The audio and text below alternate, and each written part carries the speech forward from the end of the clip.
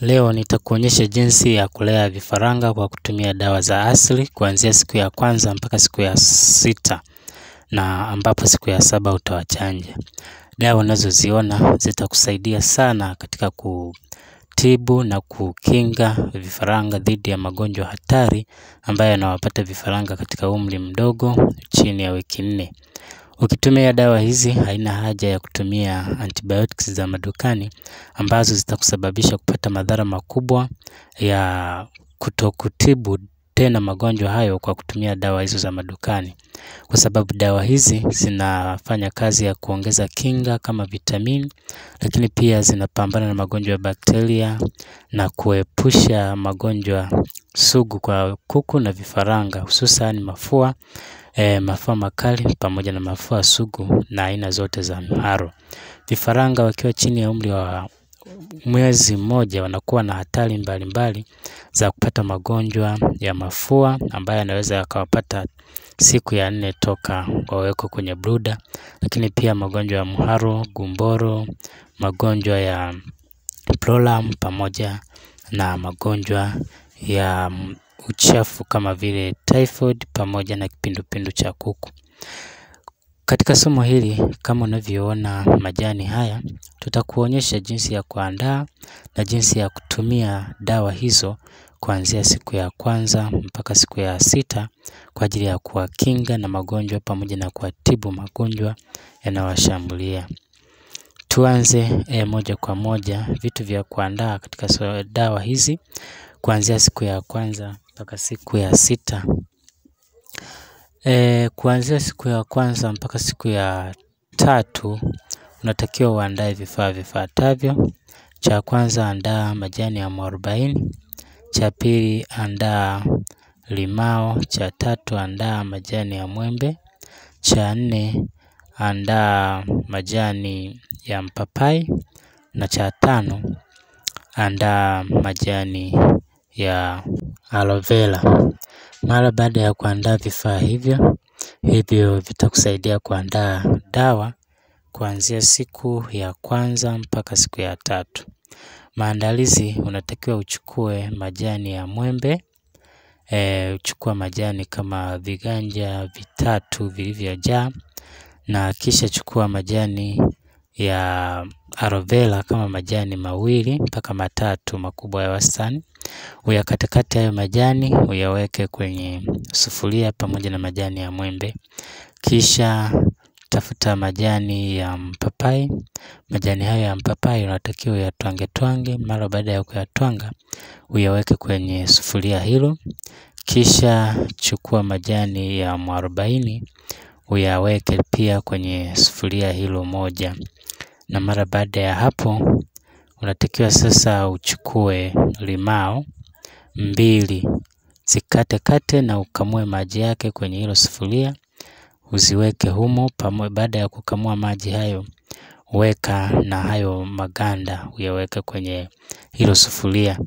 Mara baada ya kuandaa vifaa hivyo, unatakiwa sasa uweke maji kuanzia lita 5 mpaka lita 7. Kisha yaweke kwenye jiko ya chemke. Hakuna haja sana ya mpaka maji yachemke sana ndipo au joto liwe kali. Unaweza ukaandaa mkaa kiasi jioni, ukaandaa mchanganyiko huo. Mara baada ya hapo ukawasha mkaa wako, kuwe tu na joto la wastani ambapo litaendelea kuchemsha dawa hiyo mpaka ibadilike rangi na kuwa ya kahawia. Unaweza ukaandaa dawa hiyo usiku, ukaiacha jikoni, na hakikisha unaweka maji ya kutosha ili yasipungue sana. Asubuhi unaipua dawa yako, unaichuja na kuiweka kwenye vyombo vya maji.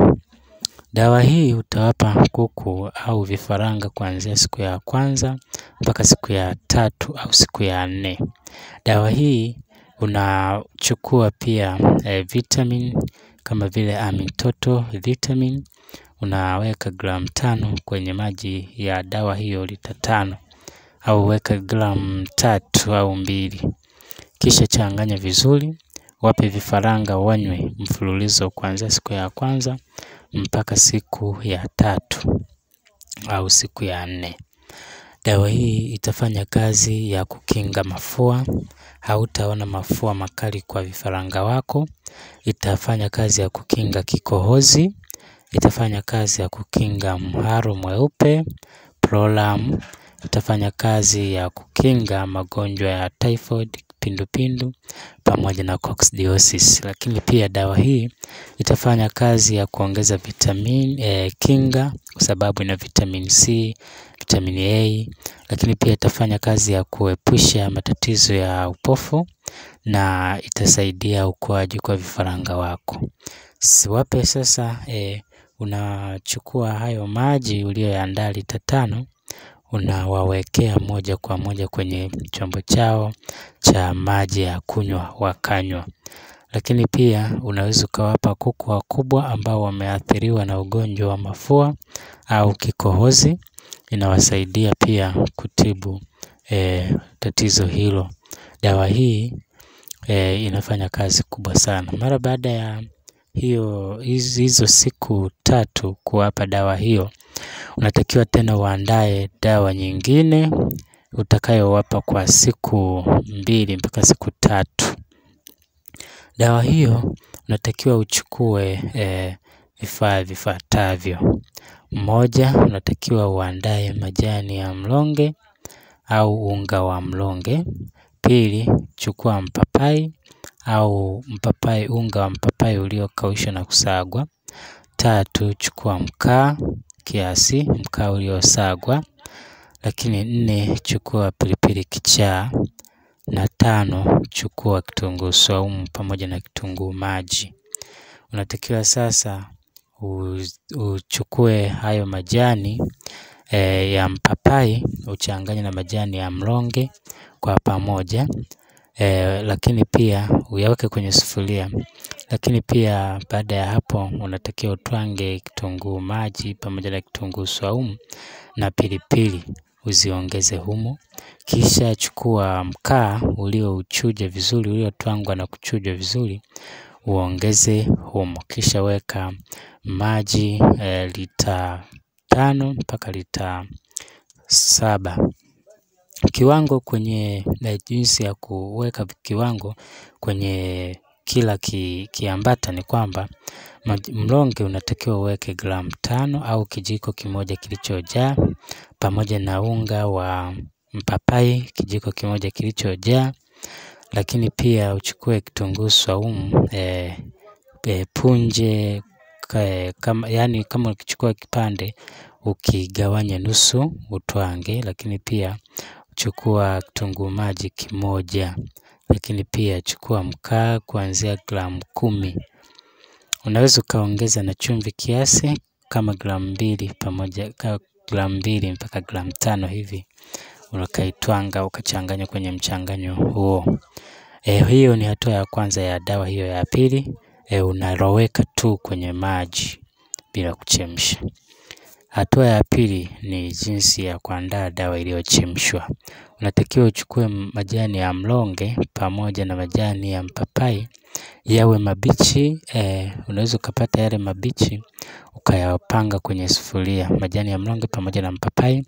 Kisha tafuta pilipili kichaa, utwange na yenyewe ichanganye humo na uweke kwenye maji lita 5 mpaka lita 7, uichemshe. Kisha ikishachemka unaweza ukaiweka jioni, asubuhi yake unaipua. Baada ya kuipata huo mchanganyiko wa dawa 3, unatakiwa sasa uchukue kitunguu saumu pamoja na kitunguu maji, uvitwange kwa pamoja na uongeze sasa kwenye mchanganyiko huo, uchanganye vizuri.